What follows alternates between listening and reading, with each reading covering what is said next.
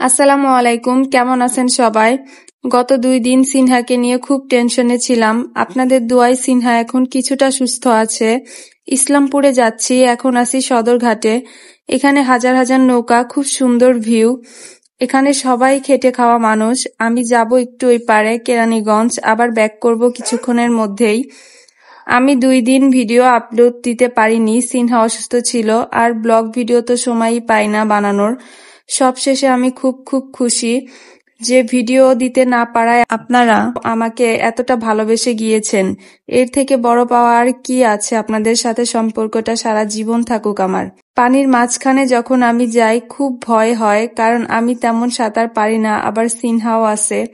সদরঘাটের সব থেকে বেশি বিরক্তকর হচ্ছে জ্যাম। এত জ্যাম, সারা দিন লেগে যায়, জ্যাম থেকে বের হওয়া যায় না। আমি এসেছি দুপুরে, বাসায় ব্যাক করতে রাত 10টা বেজে গেছে। 3 ঘন্টা জ্যামে ছিলাম।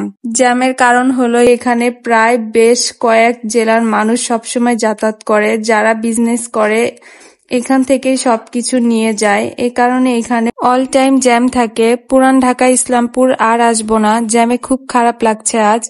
সবাই ভালো থাকবেন, সুস্থ থাকবেন। আপনাদের জন্য দোয়া সবসময় রইলো, ইনশাল্লাহ।